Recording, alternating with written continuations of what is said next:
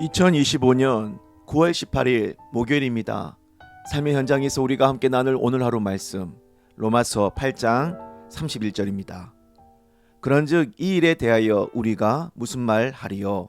만일 하나님이 우리를 위하시면 누가 우리를 대적하리요? 아멘. 오늘은 로마서 80번째 시간, 현실은 대적들이 있다. 우리는 하나님의 자녀들이에요. 그렇게 우리의 사랑하는 아빠가 하나님이신데 그 어떤 피조물이 감히 대적할 수 있단 말인가요? 하지만 현실은 그렇지 않지요. 우리를 대적하는 사탄 마귀가 귀신이 있습니다. 그 영적 어둠의 권세의 계계를 따라 우리를 핍박하고 공격하는 사람들이 있지요. 그래서 바울이 하나님이 우리 자녀들을 위하시는데 누가 우리를 대적하겠는가? 이 질문을 해도 현실적으로 가슴에 와닿지 않다고 하는 거예요. 하나님의 아들 예수님이 이 땅에 살고 계셨을 때 예수님을 대적하는 자들이 있었습니까? 없었습니까? 있었죠? 그냥 있는 정도가 아니라 많았습니다. 그래서 그 대적자들이 예수님을 못 박아 죽이지 않았습니까? 그럼 그들이 예수님보다 무력이 셌기 때문에 대적할 수 있었던 거고 예수님을 십자가에 죽일 수 있었던 겁니까? 아니에요. 예수님은 12영도 더 되는 무수히 많은 천사들을 동원하여 저들을 흔적도 없이 쓸어버리실 수 있지만 그러지 않으셨습니다. 십자가 피로 인류를 구원할 하나님의 뜻을 이루시기 위하여 저들의 대적질을 고스란히 받아내신 거죠. 형제자매님들, 우리 아버지 하나님께서 여러분을 대적하는 사탄 마귀를 완전히 쓸어버리실 능력이 없어서 자녀된 여러분을 괴롭히는 저 사탄의 대적질을 그냥 놔두시는 걸까요? 사탄 마귀의 조종을 받아 여러분에게 대적질하는 사람들을 그냥 놔두시는 겁니까? 좀 더 솔직하게 말씀을 드릴까요? 예수님의 수제자인 베드로도 순간 사탄에게 속아서 예수님의 십자가 구원을 방해하고 대적하는 짓을 한 일이 있었죠.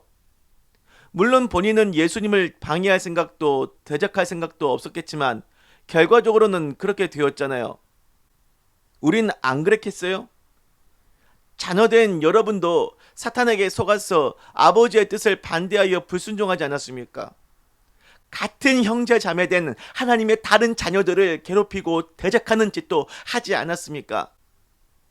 예수님은 인류를 구원할 하나님의 뜻을 위하여 십자가에서 원수들에게 대적질을 당하셨어요. 심지어는 자신의 제자들마저도 거기에 동참하여 자신을 배반하고 부인했죠. 하지만 주님은 이 대적짓들을 쓸어버리지 않고 견딤으로써 이 대적들 중에 수많은 이들을 회심시키고 구원하셨습니다. 하나님의 자녀 되게 하셨습니다. 자신을 부인하고 도망쳤던 제자들도 다 용서하여 훌륭한 복음의 일꾼으로 거듭나게 하셨죠. 하늘의 미랄이 대적들에게 짓밟혀 썩어지는 고난을 통하여 생명의 많은 열매를 맺습니다. 원래는 하나님의 자녀들을 대적할 자가 없어야 합니다. 하지만 마지막 날 구원이 완성되기 전까지 하나님 아버지께서 이 땅에서 자녀들이 불완전하게 살아가게끔 놔두셨지요. 세상이 하나님의 맏아들 예수님을 미워하도록 하신 것처럼 당신의 자녀들도 세상의 미움을 받도록 놔두셨습니다. 그 고난을 통하여 자녀들은 더욱 하나님의 자녀답게 성숙할 것이고 또 그 고난을 통하여 수많은 새로운 하나님의 자녀들이 태어날 거예요. 그리고 마지막 날이 오면 아버지께서 더 이상 당신의 자녀들을 향한 그 어떠한 고난과 대적도 허용하지 않으실 겁니다. 더 이상의 죽음과 눈물도 용납하지 않을 겁니다. 기도할게요. 아버지, 지금은 대적들이 있다고 해서 놀라거나 두려워하지 않겠습니다. 저들이 우리보다 힘이 있고 능력이 있어서 대적질을 할 수 있는 것이 아니라 하나님이 우리의 고난을 통하여 완전한 구원을 이루시기 위한 뜻 때문임을 알았기 때문입니다.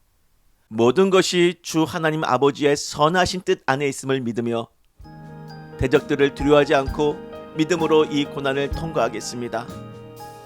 우리 주 예수 그리스도의 이름으로 기도드립니다. 아멘.